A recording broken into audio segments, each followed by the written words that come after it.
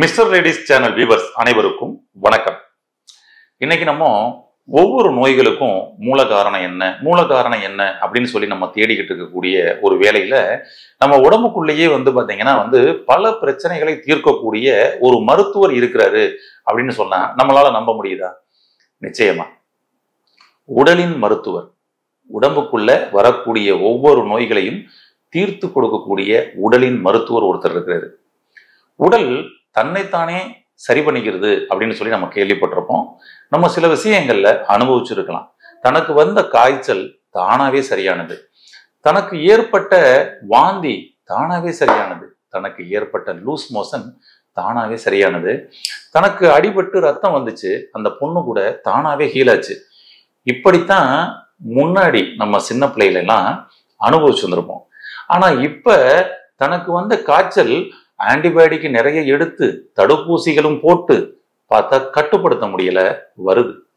தனக்கு வந்த வாந்திக்கு என்னென்னமோ எடுத்து பார்க்குறோம், வாந்தி வந்த மணியமா தான் இருக்குது. லூஸ் மோஷனுக்கு கடைசியில பெட்ல அட்மிட் ஆகி ட்ரிப் ஏற்றி வெளியில வந்த அனுபவங்களும் அனுபவிச்சுக்கிட்டு தான் இருக்கிறோம். அப்புறம் ஏன் தன்னைத்தானே சரி பண்ணக்கூடிய ஒரு மருத்துவர் உடம்புக்குள்ள இருக்கிறாருன்னா அவர் ஏன் இதெல்லாம் சரி பண்ணாம விட்டுட்டாரு? என்ன நடந்தது நம்ம உடம்புக்குள்ள? அந்த மருத்துவர் யாரு அப்படின்றத பத்தி தான் டீட்டெயிலா இந்த பதிவுல பார்க்க போறோம். வாங்க பார்க்கலாம். நம்ம உடம்புக்குள்ள இருக்கக்கூடிய பல நோய்கள் வரும் பொழுது ஆரம்ப கட்டத்திலேயே குணப்படுத்தக்கூடிய வல்லமை படைத்த ஒருத்தர் இருக்கிறாரு. அப்படின்னா அவர் யாருன்னா அவர் தான் லிவர். இவர் தான் நம்மளுடைய உடல் தன்னைத்தானே சரி பண்ணக்கூடிய ஒரு சிஸ்டம் இருக்குல்ல, அந்த சிஸ்டத்தை கண்ட்ரோல்ல வச்சிருக்கக்கூடிய நபர் அப்படின்னு சொல்லலாம். அப்ப தன்னைத்தானே சரி பண்ணுவதற்காக ஏதாவது ஒரு பிரச்சனை ஏற்பட்டால் அப்ப நமக்கு நம்ம உடம்புக்குள்ள இருந்து சில விஷயங்கள் நடக்கும் பாருங்களேன். அதை எல்லாத்தையும் நம்ம என்ன பண்ணிட்டோம்னா இவைகளை எல்லாத்தையும் நாம நோயா கருதிட்டோம். உதாரணத்துக்கு நம்ம சாப்பிடும் பொழுது ஏதாவது எலும்பு அல்லது முள்ளு அல்லது முடி இப்படி ஏதாவது நம்மை அறியாமல் ஏதாவது உள்ள போச்சுன்னா அதை உடனடியா வெளியில தள்ளணும் அப்படின்றதுக்காகவே இந்த உடம்புக்குள்ள இருக்கக்கூடிய மருத்துவர் இவர் எல்லா பேரையும் ஸ்டிமுலேட் பண்ணி உடனடியா அதை வெளியே தள்ளுங்கன்னு வாமிட்டிங் அப்படின்ற ஒரு விஷயத்த நமக்கு பண்ண ஆரம்பிச்சிருது. பாருங்க, லேசா உள்ள போன உடனே பாத்தீங்கன்னா அது எப்படியாவது வெளியே கொண்டுறோம்னு சொல்லிட்டு நம்மளுடைய உணவு குழாய், வயிறு, சிறுகுடல் எல்லாம் இங்க இருந்து சொல்லுவோம்ப்பா அடிவயிறை புரட்டிக்கிட்டு வாமிட்டிங் வருது. நமக்கு சிக்கினது எங்கேயோ தொண்டையில தான். ஆனா பாருங்க, அடிவயிறுல இருந்து அந்த பிரஷர் உள்ள இருந்து கொடுக்கும் பாருங்க. அப்ப சிறுகுடல் வயிறு வலிச்சு அங்க வயிறு அமுக்கி வெளியில அங்கிட்டு தள்ளக்கூடிய ஒரு வேலை நடக்கும் பாருங்க. இதெல்லாம் யாருங்க பண்றது அப்படின்னு சொல்லி பார்த்தோம்னா உடலின் மருத்துவர். உடல் தன்னைத்தானே சரி பண்ற சிஸ்டத்தின் மூலமா பண்ணிட்டு இருக்காரு. ஒருவேளை உள்ள போயிருச்சு, அந்த முடியும் அந்த முள்ளோ உள்ள போயிருச்சு, உள்ள போயிட்டா இவனுக்கு இது வழியா தள்ள முடியாது. ஒரு கட்டத்துக்கு மேல அவரை என்ன பண்றாரு, இது வழியா இந்த பாதை வழியா நம்ம இனிமேல் தள்ள முடியாது, என்ட்ரி கேட் வழியா அனுப்ப முடியாது. அப்ப என்ன பண்ணலாம், எக்ஸிட் கேட் வழியா அனுப்பிடலாம், அவ்வளவுதான். உடனே அடுத்த கட்டம் என்ன பண்ணும் அப்படின்னு சொல்லி சொன்னோம்னா பெருங்குடல்ல ஏற்கனவே 3 வேளையும் சாப்பிட்டு ஃபுல் டைட்ல வச்சிருப்போம். இப்ப இதை பூரா வெளியேற்றணும். ஏன்னா ஏற்கனவே இங்க என்ன ஆயிடுச்சு, டிராபிக் ஜாமா இருக்கு. ஆனா பாத்தீங்கன்னா இங்க ஒரு வில்லன் வந்துட்டாரு. ஒரு வில்லன் இவர் பாத்தீங்கன்னா அப்பா டிராபிக் ஜாம விலைக்குங்க, இவரை முதல்ல வெளியில அனுப்புங்க அப்படின்னு சொல்லிட்டு உள்ள சிக்னல் பறக்கும். இதற்கெல்லாம் தன்னைத்தானே சரி பண்ற சிஸ்டம் உள்ள ஒர்க் ஆகும். என்ன பண்ணும், உடனே கடன்னு லூஸ் மோஷன் போக ஆரம்பிக்கும். கட்டியாக மலம் இருந்தால் உடம்பில் இருக்கக்கூடிய நீர்ச்சத்தை எடுத்து புரிஞ்சு அங்க என்ன நடக்கும்னா லூஸ் மோஷனா அடிச்சு போக ஆரம்பிக்கும். இது வழியே அந்த முள்ளையோ முடியவோ வெளியேற்றுவதற்காக உடல் செயல்பட்டுக்கிட்டு இருக்கும். நாம என்ன பண்ணிக்கிட்டு இருக்கோம் அப்படின்னு சொல்லி சொன்னோம்னா அஜிஜோ 5 டைம் லூஸ் மோஷன் ஆயிடுச்சு, 8 டைம் லூஸ் மோஷன் ஆயிடுச்சு, உடம்புல இருக்கக்கூடிய நீர் சத்து ஃபுல்லா குறைஞ்சிக்கிட்டே இருக்கு. ஏன்னா நீரை ஃபுல்லா எடுத்து உறிஞ்சிதான் என்ன பண்ணிக்கிட்டு இருக்கோம். அப்ப டீஹைட்ரேஷன் ஆகும். உடனே நம்ம இதை பாத்தீங்கன்னா எக்ஸஸா லூஸ் மோஷன் போகுது, உடனடியா நம்ம அரெஸ்ட் பண்ணணும்னு சொல்லிட்டு அதுக்கு ஏதாவது மாத்திரைகளோ மருந்துகளோ எடுத்து கட்டுப்படுத்தாம தான் போய்கிட்டு இருக்கோம். ஏன்னா அவருக்கு தேவை, அதாவது உடம்புக்கு தேவை என்னன்னா அந்த வில்லனை வெளியே அனுப்பணும், அவ்வளவுதான். லூஸ் மோஷனை நிறுத்தணுன்றது கிடையாது, அதை வெளியேற்றும் வரை போய்கிட்டு இருக்கும். அது 8 தடவையோ 10 தடவையோ 15 தடவையோ.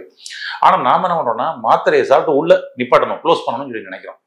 இப்போ ஒருவேளை அப்படி நிப்பாட்டணும்னு வச்சுங்க, என்ன நடக்கும், உள்ளுக்குள்ள வந்த அந்த முள்ளோ முடியோ கழிவுகளோ என்ன நடக்கும், அப்ப இன்டெஸ்டைனுக்குள்ளேயே தங்கி இன்டெஸ்டைனுக்குள்ள பல பிரச்சனைகளை உண்டு பண்ண ஆரம்பிச்சது. அப்புறம் தான் சொல்லுவாங்க. அப்புறம் இப்ப என்னன்னா பிரச்சனை வேற மாதிரி ரூபத்துல போயிருக்கும். அவங்களுக்கு வந்து பாத்தீங்கன்னா இண்டஸ்ட்ரைன்ல சரியா சீரணமே ஆக மாட்டேங்குது. அங்க பாத்தீங்கன்னா வயிறு வலிச்சு வலிச்சு மோசம் போயிட்டே இருக்குது, வயிறு உப்பிசம் ஆகுது, உள்ள கேஸ் ஃபார்ம் ஆகுது. இப்ப இவங்க இந்த சிம்டம்ஸுக்கு எல்லாம் ட்ரீட்மெண்ட் எடுக்க போயிடுறது. கேஸ் சரி பண்ணணும், ஜீரணத்தை சரி பண்ணணும், இப்படி போயிடும். ஆனா ப்ராப்ளம் என்னன்னா, உங்க உடல் தன்னைத்தானே சரி பண்ற சிஸ்டம் இருக்கிறதுனால அந்த கழிவை வெளியேற்றப்படும் பொழுது நாம அந்த ஒரு நாள், அந்த ஒரு 2 நாள் நாம கொஞ்சம் உடம்பை தானே சரி பண்ணக்கூடிய வேலைக்கு விட்டுருந்தோம்னா கிளியர். அப்ப இத பெருங்குடல் வழியை வெளியேற்றக்கூடிய வேலையை சரியா சீரா பண்ண வச்சுட்டு அதற்கு தேவையான மாதிரி நம்ம வந்து நீர்ச்சத்து குறையாம இருக்கிற மாதிரி வந்து நம்ம மட்டும் எடுத்துக்கிட்டு இருந்தோம்னா கிளியர். இதெல்லாம் நம்மளுடைய முன்னோர்கள் உடல் இப்படி செயல்படுது அப்படின்னு சொல்லி சொன்னோம்னா அவங்க அன்னைக்கு ஒரு நாளைக்கு லீவை போட்டு வீட்டுல பேசாம படுத்துருவாங்க. அவ்வளவுதான். 1 நாளா 2 நாளா 3 நாளா லீவு பா முடிஞ்சிச்சு. ஆனா இன்னைக்கு நம்ம வந்த ஒரு மணி நேரத்துக்குள்ளேயே உடனே நம்ம ஏதாவது மாத்திரை சாப்பிடலாமா, ஹாஸ்பிட்டல் போய் அட்மிட் ஆயிடலாமான்ற அளவுக்கு இன்னைக்கு நம்ம யோசிக்கிறோம். அவ்வளவுக்கு நம்ம மருத்துவத்தின் மீது, நம்ம ஆரோக்கியத்தின் மீதுன்றதை விட இந்த நோயின் மீது, மருத்துவத்தின் மீது நம்ம கீழே இருக்கோம். அப்ப விஷயம் என்னன்னா, உடல் தன்னைத்தானே சரி பண்ணணும் அப்படின்னம்னா கொஞ்சம் அதுக்கு ரெஸ்ட் கொடுக்கணும். ரெஸ்ட் கொடுத்தா தானே சரியாகும். இப்படி தானா சரி செய்யக்கூடிய வேலைகள் நிறைய சொல்லலாம். அது வந்து பாத்தீங்கன்னா வந்துட்டு நமக்கு அது உடலின் மொழியாக இருப்பதனால் நம்மளால வந்து அறிஞ்சிக்க முடியல. அப்ப இந்த சிஸ்டத்தை எல்லாத்தையும் கண்ட்ரோல் பண்ணக்கூடியவர் யாருன்னா லிவர். இன்னும் ஒரு வகையில உங்களுக்கு ஈஸியா சொல்றேன் பாருங்களேன். அதாவது உடம்புல இன்னைக்கு வந்து நிறைய பேருக்கு வந்து இந்த கொரோனா வந்த பீரியட்ல உங்களுக்கு தெரியும், நிறைய ஃபுல்லா பரவி அப்படியே சடச்சடன்னு நிறைய பேரை சாட்சி பிடிச்சு இந்த கொரோனா. அப்ப யாருக்கெல்லாம் இந்த இம்யூனிட்டி, நோய் எதிர்ப்பு சக்தி கம்மியா இருந்துச்சோ அவங்க எல்லாத்தையும், நோய் எதிர்ப்பு சக்தி யாருக்கெல்லாம் அதிகமா இருந்ததோ அங்க சாய்க்க முடியல, அவ்வளவுதான். அப்ப இந்த நோய் எதிர்ப்பு சக்தி, இம்யூனிட்டி சிஸ்டம், இவரும் யாருங்க கண்ட்ரோல் பண்றதுன்னா இவர் தான். ஏன்னா அது மூலமா தானே சரி பண்றாரு. அந்த வகையில இப்ப நம்ம உடம்புக்குள்ள லிம்பெட்டிக் சிஸ்டம் அப்படின்னு சொல்லி சொல்லுவோம், இந்த நிணநீர் மண்டலம்னு சொல்லி. இவர் யாருன்னா ஒரு ஆர்மி போல. நம்ம உடலினுடைய நோய் எதிர்ப்பு சக்தி மண்டலம் அப்படின்னா அது நிறைய இருக்கு, 2-3 ஆர்கன் இருக்கு. அதுல குறிப்பாக லிம்பெட்டிக் சிஸ்டம். நம்ம நாட்டினுடைய நோய் எதிர்ப்பு சக்தி யாருங்க அப்படின்னு சொல்லி கேட்டோம்னா என்ன, எல்லாரும் ஒரே மாதிரியான பதில சொல்லுவீங்க, நம்மளுடைய இராணுவம், மிலிட்ரி. கேட்டுங்களா? ஆர்மி. உடம்புக்குள்ளேயும் இதே மாதிரி ஆர்மி இருக்குதுங்க. எப்படி வந்து வெளியில வந்து பாத்தீங்கன்னா இந்த இராணுவம் முப்படைகளாக இருக்குது, விமானப்படை, தரைப்படை, கப்பற்படைன்னு இருக்கு. உடம்புக்குள்ளேயும் இந்த நம்மளுடைய நோய் எதிர்ப்பு சக்தி மண்டலம் இது போலயே இருக்குது. விமானப்படை மாதிரி, தரைப்படை மாதிரி, கப்பல் படை மாதிரி இருக்குது. அது மாதிரி வந்து முப்படைகள் உள்ள இருக்குது. அதனாலதான் என்ன சொல்லுவோம்னா, உடலுக்குள்ள தன்னைத்தானே சரி பண்றது சிஸ்டம் இருக்குல்ல, உடல் செயல்படக்கூடிய விகிதம் படிதான் மனிதன் வந்து வெளியில வந்து பாத்தீங்கன்னா நிறைய பொருட்களை வந்து கண்டுபிடிச்சுக்கிறாங்க அப்படின்னே சொல்லலாம். நிறைய சிஸ்டம் வந்து நம்ம அப்படிதான் உருவாக்கி வச்சுக்கிறோம் அப்படின்னே சொல்லலாம். இன்னைக்கு இருக்கக்கூடிய கம்ப்யூட்டர் உலகத்துல, கம்ப்யூட்டர், செல்போன், இது எல்லாம் கூட நம்ம உடம்பு ஆட்டோமேட்டிக்கா உள்ளுக்குள்ள செயல்பட்டு இருக்கக்கூடிய விஷயத்தான் உணர்ந்துட்டோம். இப்ப நம்ம ஒரு கம்ப்யூட்டர், செல்போன்லாம் வந்து பாத்தீங்கன்னா அந்த மெமரி கார்டு வந்து பாத்தீங்கன்னா வந்துட்டு கிட்டத்தட்ட 8 டிபி 10 டிபின்னு கூட நம்ம போட்டு வச்சுக்கிறோம். அதுவுமே பத்தலன்னு சொல்லிட்டு அடுத்தடுத்து ஹார்ட் டிஸ்க் வந்து வாங்கி மாட்டிக்கிட்டே தான் இருக்கிறோம். சரிங்களா? அப்ப பழைய ஃபைல அழிச்சு பூஸ் போட்டுட்டே இருக்கிறோம் ஒரு கம்ப்யூட்டரை யூஸ் பண்றோம் இல்லையா? ஆனா நம்ம உடம்புக்குள்ள பிறந்ததுல இருந்து 100 வயசு ஒருத்தர் வாழ்றாருன்னா எவ்வளவு பதிவுகளை ஒவ்வொரு நொடியும் எடுத்து கொண்டு போய் உள்ள பதிவு பண்ணிட்டே இருக்கிறாரு. அப்ப நம்ம உடம்புக்குள்ள இருக்கக்கூடிய ஹார்ட் டிஸ்க்ல யாரு டெலீட் பண்றது, ஹார்ட் டிஸ்க் யாரு மாத்துறது? கிடையாது. அப்ப எவ்வளவு டிபி தான் ஹார்ட் டிஸ்க் நமக்கு வந்து உள்ள கொடுத்துக்கிறாரு, அதாவது பிரைன். பாருங்க, இப்படி அதிசயிக்கத்தக்க விஷயங்கள்லாம் நம்ம உடம்புக்குள்ள இருக்குது. இதை தான் நம்ம டூப்ளிகேட்டா பண்ணி வச்சுக்கிறோம். அந்த வகையில நம்ம இராணுவம், நம்ம நாட்டுக்குள்ள யாரோ ஒருத்தர் தீவிரவாதி உள்ள வராருன்னா அப்ப என்ன பண்ணுது, நம்ம நாட்டில் இருக்கக்கூடிய இராணுவ வீரர்களுக்கு எல்லாருக்கும் முதல்ல ஒரு சிக்னல் கொடுக்குது. ஓகேங்களா? நம்ம ஒரு நாடு, அதுக்குதான் நான் அந்த நாடு, இந்தியா, ராணுவ வீரர்கள் உங்களுக்கு ஈஸியா புரியுறதுக்காக சொல்லியிருக்கிறேன். கரெக்டுங்களா? இப்ப நமக்கு வந்து பாத்தீங்கன்னா அசாம் பக்கம் இருந்து சைனாக்காரங்க உள்ள வர்றாங்களா, அந்த இடத்துல வேலையெல்லாம் ஓப்பன் பண்ணிட்டாங்களாம் அப்படின்னு உடனே பாத்தீங்கன்னா இந்த ராணுவ வீரர்கள் எங்க இருப்பாங்க, அவர்களுடைய எல்லை பகுதிகளில் ஃபுல்லா, அதாவது நாட்டினுடைய எல்லை பகுதிகள் ஃபுல்லா விரிஞ்சு இருப்பாங்க. கேட்டுங்களா? உடனே தகவல் கொடுத்த உடனே எல்லாரையும் கொண்டு வந்து ஒரே இடத்துல வந்து குமிச்சாச்சு. எங்க? அசாம்ல இறக்கிட்டு அந்த பக்கம் வந்து பாத்தீங்கன்னா வந்துட்டு சீன ராணுவ வீரர்கள் யாராவது இல்ல தீவிரவாதிகள் யாராவது உள்ள வந்திருக்காங்கன்னா அவங்களை அடிச்சு வெளியில தள்ளி அந்த வேலையை திரும்பவும் க்ளோஸ் பண்ணிட்டு மீண்டும் அந்த ராணுவ வீரர்கள் அவரவர்களுடைய பகுதிகளுக்கு வந்துருவாங்க. நம்ம உடம்புக்குள்ளேயும் அதே மாதிரி ஒரு சிஸ்டம் இருக்குதுங்க. அவர் தான் லிம்பெட்டிக் சிஸ்டம் அப்படின்பாங்க, நிணநீர் மண்டலம். இவர் தான் வந்து பாத்தீங்கன்னா வந்து இராணுவ வீரர்களாக செயல்படுகிறார்கள். அப்ப நம்ம உடம்புல ஏதாவது கைப்பகுதியிலையோ கால் பகுதியிலையோ ஏதோ அடிபட்டுருச்சு அப்படின்னு சொல்லி சொன்னோம்னா, அதாவது ஓப்பன் ஆயிடுச்சுன்னா, அதுதான் வந்து வேலி. நம்மளுடைய எல்லை பகுதி, நம்மளுடைய அவுட்டர் பாடி ஃபுல்லா எல்லை பகுதி. இந்த அவுட்டர் பாடியில ஃபுல்லாவே இந்த நிணநீர் வந்து பாத்தீங்கன்னா நிறைஞ்சிருக்கும். ஏன்னா அந்த நிணநீரை சில சமயங்களை நீங்க பார்த்துருப்பீங்க. ஓ, இதுதான் நிணநீரான்னு இப்ப நான் சொன்னேன்னா உங்களுக்கு புரியும், சரிங்களா? ஏன்னா நம்ம உடம்புல வந்து பாத்தீங்கன்னா நிணநீர்னு சொல்லி கேள்விப்பட்டிருக்கோம். நிணநீர் எங்க இருக்குது, எங்க உற்பத்தி ஆகுது, இது நிறைய பேருக்கு தெரியாது. சரிங்களா? உங்களுடைய நிணநீரையும் நிச்சயமா நீங்க பாதுகாத்தாகணும். அப்ப இந்த நிணநீர் எங்க இருக்குன்னா, நீங்க வந்து ஒரு மாதிரி சறுக்கி வழுக்கி கீழே விழுவோம் பாருங்களேன், சிராய்ப்பு ஏற்பட்டுரும். ஒரு பைக்ல இருந்து கீழே விழுவோம்னா சிராய்ப்பு ஏற்பட்டுரும். சிராய்ப்பு ஏற்பட்ட உடனே அந்த மேல் தோல்லாம் உறிஞ்ச உடனே உள்ளுக்குள்ள வெள்ளை கலர்ல ஒரு தோல் லேயர் தெரியும். அங்க இருந்து பாத்தீங்கன்னா சொட்டு சொட்டா டிராப்பா நீர் குமிழிகள் வந்து நிற்கும். உடம்பு ஓபன் பண்ணா உள்ள இருந்து ரத்தம் தானே வரணும். எப்படி வடிவமைச்சுக்கிறாரு பாருங்க. அதுக்கும் மேல ஒரு லேயர் போட்டு அங்க கொண்டு வந்து ராணுவ வீரர்களை நிப்பாட்டி வச்சுட்டாங்க. கரெக்டுங்களா? ஒரு நாட்டுல உள்ள நுழைஞ்ச உடனே மக்களை சந்திக்கணும் தீவிரவாதி, ஆனா முடியல. யூனிஃபார்ம் போட்ட ராணுவ வீரர்களை தான் சந்திச்சு அவரை ஸ்பேஸ் பண்ணிட்டு தான் உள்ள வந்து மக்களை சந்திக்கணும். எப்படி பாருங்களேன். அப்ப இந்த ராணுவ வீரர்கள் மாதிரி இந்த லிம்ப் வந்து நம்மளுடைய அவுட்டர் லேயர் ஃபுல்லா நிக்கிறாரு. இப்ப நமக்கு ஒரு இடத்துல ஓப்பன் ஆயிடுச்சு. இந்த ஓப்பன் ஆனா அந்த தீவிரவாதி உள்ள போயிட்டு நேரம் எங்க போவாரு? உதாரணத்துக்கு நமக்கு அங்க வந்து வேலி பகுதியை ஓப்பன் பண்ணா உள்ள தீவிரவாதி எங்க போவாரு? நேரம் டெல்லிக்கு போவாரு. ஏன்னா அங்கதான் வந்து பாத்தீங்கன்னா இந்தியாவை கண்ட்ரோல்ல வச்சிருக்கக்கூடிய நபர்கள்லாம் இருக்கிறாங்க. கரெக்டுங்களா? அங்க போய் நின்றுட்டா என்ன நடக்கும்? இந்தியாவையே கண்ட்ரோலுக்குள்ள கொண்டுடலாம் அப்படின்ற நிலை தான் அவங்களுக்கு இருக்கும். அவங்க வர விடாம பாதுகாக்கிறதுக்கு தான் இந்த ராணுவ வீரர்கள், நாட்டை பாதுகாக்க. அது போலதான் உடம்பை பாதுகாக்க லிம்ப் அப்படின்ற ஒரு சிஸ்டம். உடனே என்ன பண்ணிடும் அப்படின்னோம்னா, நம்மளுடைய கம்பு கூட்டு பகுதிகளில் இங்க வந்து நின்றோம். நம்ம உடம்பை இயக்கி கொண்டிருப்பவர் யாரு? பிரைன். இந்த எல்லா உறுப்புகள் தானா இயங்கிக்கிட்டு இருக்கு. ஆனா ஒவ்வொருத்தரும் தனித்தனியான வேலைகள் பார்த்துக்கிட்டு இருக்காங்க. இங்க இருந்து எடுத்து இந்த சிக்னலை லிவரு கொடுக்கணும், இங்க இருந்து சிக்னல் எடுத்து இருதயத்துக்கு கொடுக்கணும், இங்க இருந்து சிக்னல் எடுத்து லங்ஸ் கொடுக்கணும், இங்க இருந்து சிக்னல் எடுத்து கிட்னி கொடுக்கணும். இதெல்லாம் யாரு அங்க வந்து செயல்படுத்திக்கிட்டு இருக்காங்க அப்படின்னா, அவர் தான் பிரெயின். அதான் நம்மளுடைய பாராளுமன்றம் அப்படின்ற மாதிரி. கேட்டுங்களா? அப்ப இங்க போய் ஆஃப் பண்ணும். எது? யாராவது ஒரு பாக்டீரியா ஒண்ணு உள்ள வந்துருச்சுன்னா, ஓபன் பண்ண இடத்துல இருந்து பாக்டீரியா உள்ள போச்சுன்னா அஃபெக்ட் பண்ண ஆரம்பிக்கும். உடனடியா அதை வந்து லிவர் வந்து அதை தடுக்கக்கூடிய வேலையை பண்ணும். ஏன்னா இவர் இங்க போயிடக்கூடாது, அப்ப அடிக்கணும். அப்ப அதனாலதான் இந்த ராணுவ வீரர்களுடைய கண்ட்ரோல் எல்லாம் யார்கிட்ட இருக்கும்னா லிவர்கிட்ட இருக்கும். முப்படைகளின் தளபதி யாருன்னா லிவர். அவ்வளவுதான். கரெக்டுங்களா? அவர் தான் உடலின் மருத்துவர் அப்படின்னு சொல்றோம். அப்ப இந்த வேலியை ஓபன் பண்ணிருச்சுன்னா கம்பு கூட்டுக்கிட்ட வந்து எல்லா ராணுவ வீரர்களும் மொத்தமா வந்து நின்றுவாங்க.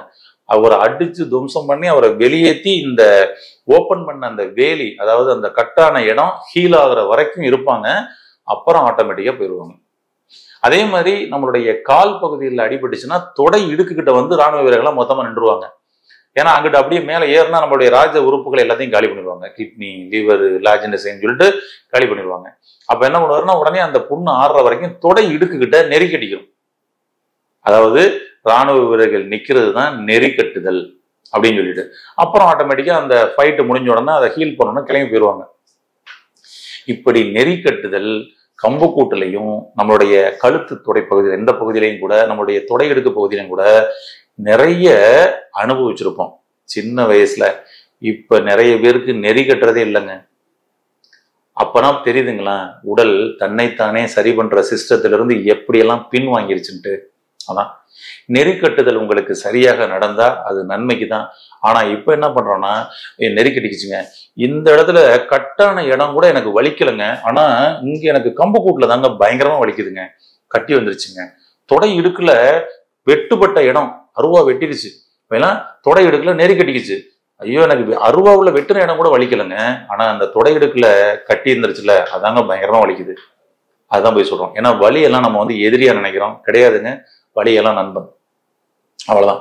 இப்ப என்ன பண்ணிட்டாங்க அப்படின்னா, ஐயோ அப்படியா, ஐயோ இது வந்து லிம்பு, இது வந்து பாத்தீங்கன்னா வந்துட்டு கேன்சரா மாறிடும், என்ன பண்ணிடுவோம்னா கட் பண்ணி ஓப்பன் பண்ணி வெளியில எடுத்துருவோம் அப்படின்னு சொல்லிட்டு உடனடியா இங்க வந்து பாத்தீங்கன்னா கட் பண்ணி வெளியில எடுக்கக்கூடிய சூழல் இன்னைக்கு நிறைய பேர் பண்ணிக்கிட்டு இருக்கிறாங்க. தொடை எடுக்கிட்ட வந்து கட்டிக்கிச்சு அப்படின்னு சொல்லி சொன்னோம்னா கட் பண்ணி வெளியில எடுத்துருவோம், இல்லைன்னா அது கேன்சரா மாறிடும் அப்படின்னு சொல்லிட்டு இன்னைக்கு நமக்கு பயமுறுத்தப்பட்டு நம்மளுடைய உடம்பின் இராணுவ வீரர்களை மொத்தமா அப்படியே புடுங்கி போட்டுறோம். நம்ம ராணுவ அப்புறம் மொத்தமா ஒரு இடத்துக்கு வர வச்சு அங்க ஒரு குண்டை போட்டு நம்மளே காலி பண்ண எப்படி இருக்கும்? அது மாதிரியான ஒரு நிலை. மீண்டும் நம்ம நாட்டுல ராணுவ வீரர்களை புதுசா உற்பத்தி பண்ணா எப்படி இருக்கும்? கஷ்டம் தானே. அதனால நம்ம உடம்புக்குள்ளேயும் அது மாதிரி ராணுவ வீரர்களை ஃபுல்லா பாத்தீங்கன்னா காலி பண்ணிக்கிட்டு இருந்தா நம்மளுடைய இம்யூனிட்டி சிஸ்டம் பாதிக்கப்பட்டுரும். அப்ப இத கண்ட்ரோல்ல வச்சிருக்கக்கூடிய லிவர், இந்த உடலின் மருத்துவரான லிவர், இவர் சரியாக இருந்தால் உங்களுடைய ராணுவ வீரர்கள் பலமா இருப்பாங்க. ராணுவ வீரர்களான லிம்ப் அப்ப எந்த நோயும் உள்ள வராமல் தடுக்கப்படும். அதுதான் நம்ம உடம்பு முழுவதுமே எல்லா லேயர் ஃபுல்லா இருக்கிறாங்க. அப்ப உங்களுடைய உச்சந்தல இருந்து உள்ளங்கால் வரைக்கும் ஏதாவது ஒரு சின்ன டேமேஜோ, ஒரு பாக்டீரியாவோ, கிருமியோ ஏதோ ஒண்ணு உள்ள வருதுன்னா அதை வர விடாமல் தடுப்பாங்க. உள்ளுக்குள்ள இன்னர் ஆர்கனுக்குள்ளேயுமே பாத்தீங்கன்னா ஒரு இன்ஃபெக்ஷன், இன்ஃப்ளமேஷன் ஏற்பட்டுச்சுன்னா அதுக்கும் இவங்க தான். இப்படி பல நோய்களை கட்டுப்படுத்தக்கூடிய, பல நோய்களை குணப்படுத்தக்கூடிய ஒரு மருத்துவர் லிவர். இவரு பாதிக்கப்பட்டா நிறைய பேர் எல்எஃப்டின்னு ஒரு டெஸ்ட் இருக்கு, லிவர் ஃபங்க்ஷன் டெஸ்ட்.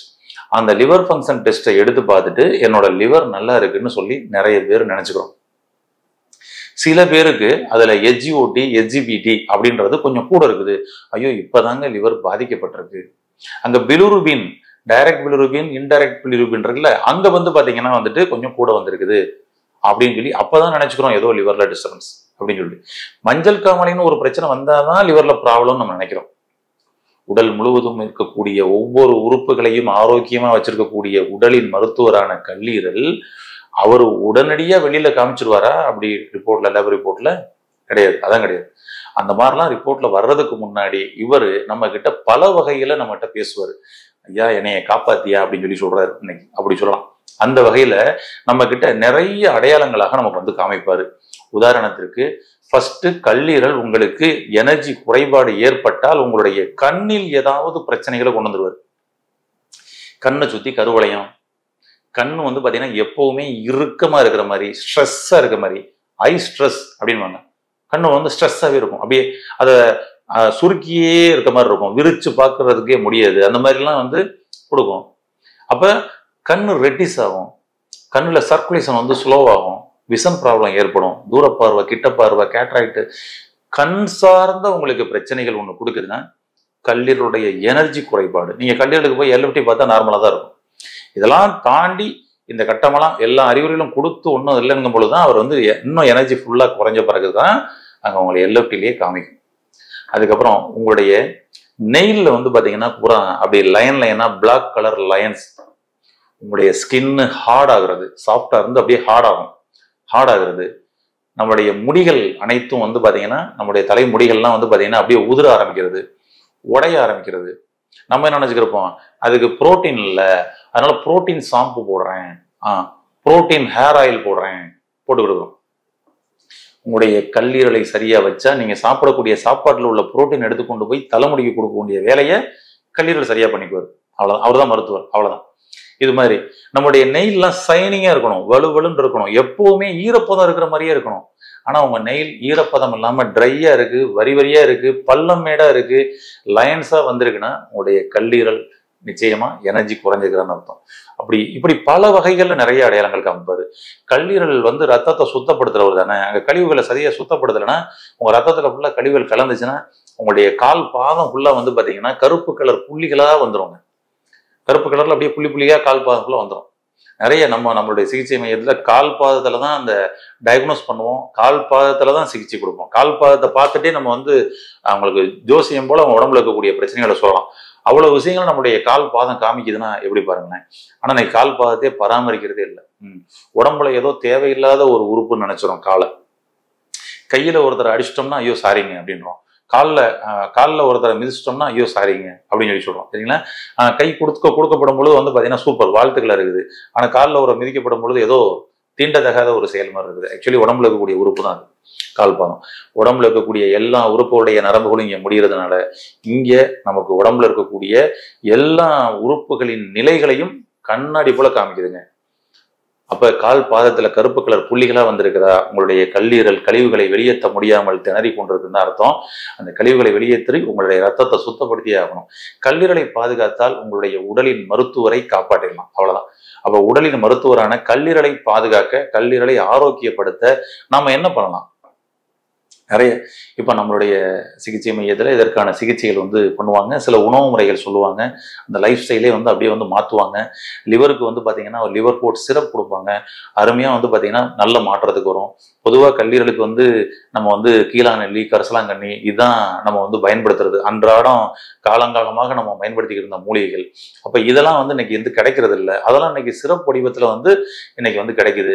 அதை இப்போ நம்மகிட்ட வந்து பார்த்தீங்கன்னா ஒரு டீமே இருக்கிறாங்க. சித்த மருத்துவர்கள், ஆயுர்வேத மருத்துவர்கள், இயற்கை மருத்துவர்கள்னு நல்ல அனுபவம் வாய்ந்த நம்ம மருத்துவ டீம் இருக்காங்க. அவங்க அதை வந்து பார்த்தீங்கன்னா சஜஸ்ட் பண்ணுவாங்க. இன்னைக்கு அதை பயன்படுத்தி கல்லீரலை குணப்படுத்த செய்கிறத ஒவ்வொரு நபருக்கும் செஞ்சிடறது தான் நம்ம வேலையை. அப்ப எந்த உறுப்பு சார்ந்த பிரச்சனைகள் வந்தாலும் முதல்ல கல்லீரலை பலப்படுத்துங்க. அவ்வளவுதான். அருமையா அவர் குணப்படுத்திடுவார். இப்ப நீங்க வீட்டில இருந்தே உங்களுடைய கல்லீரலை குணப்படுத்த என்ன பண்ணலாம் அப்படின்னு சொல்லிட்டு ஒரு அருமையான ஒரு ஜூஸ் ஒன்று சொல்றேங்க. இந்த ஜூஸை தினம்தோறும் எடுத்துட்டு வாங்க. என்ன மாற்றம் கிடைக்குதுன்னு பாருங்க. ஒரு 77 வயசு பாட்டி சொன்ன ஒரு ஜூஸ், அந்த அந்த ஒரு இன்கிரீடியன்ஸை தான் இப்ப நான் உங்களுக்கு சொல்ல போறேன். 77 வயசு வரைக்கும் அந்த அம்மா ஒரு நோய் கிடையாது. சுகர் கிடையாது, பிபி கிடையாது, கண்ணுக்கு கண்ணாடி போடல, கை ஊண்டி 3வது கால் அவர்களுக்கு தேவைப்படல, தடி தேவைப்படல, நிமிர்ந்த நடை, தோல் சுருக்கங்கள் வரல. ஆச்சரியப்பட்டேன்.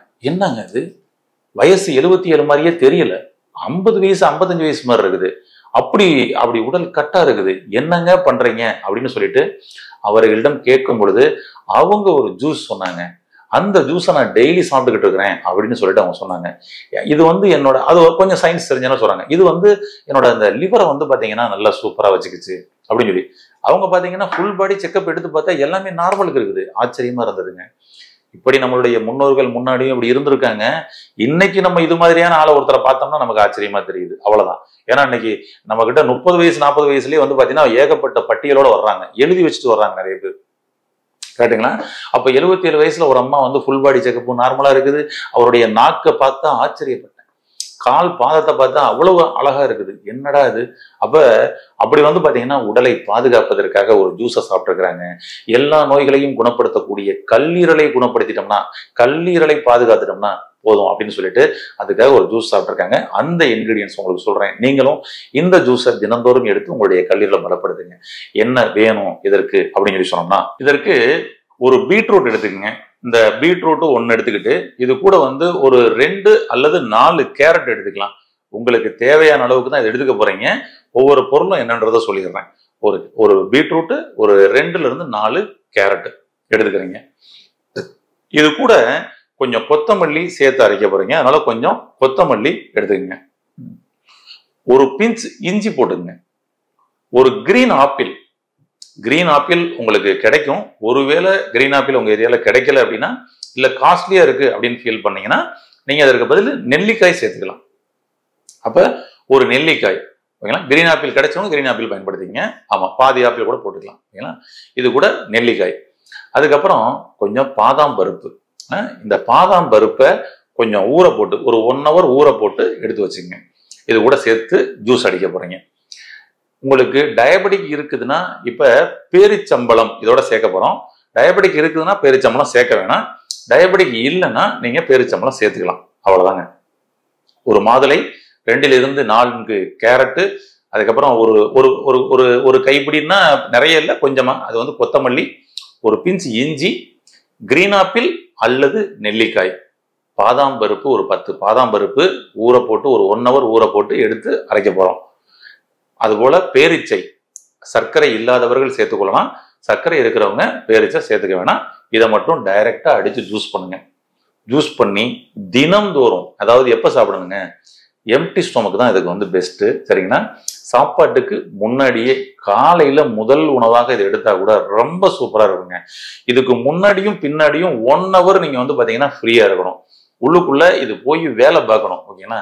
ரொம்ப அருமையா இருக்குது. இந்த ஜூஸை நம்ம வந்து தினந்தோறும் எடுத்துட்டு வந்தோம் அப்படின்னம்னா நம்ம உடலின் மருத்துவரான கல்லீரலை பாதுகாக்கலாம். கல்லீரலை பாதுகாத்தால் நம்ம நிறைய விஷயம் அந்த வீடியோல பேசியிருக்கோம். பல நோய்கள் வராமல் தடுக்கலாம். அதனால ஒரு கோபுரம் அழகா நிமிர்ந்து உயரமா கம்பீரமா நிக்கணும்னா அதுக்கு அடியில போட்ட பேஸ்மட்டம் தான் ரொம்ப முக்கியம். அந்த பேஸ்மட்டம் தான் உங்க உடலின் ஆரோக்கியத்தை பாதுகாப்பதற்கான, கல்லீரலை பாதுகாக்கக்கூடிய ஒரு வழி. உங்களின் உடலின் மருத்துவரான கல்லீரலை பாதுகாத்து உங்கள் உடலில் நோய்கள் எதுவும் வராமல் ஆரோக்கியமாக வாழ வாழ்த்துக்கள். நன்றி.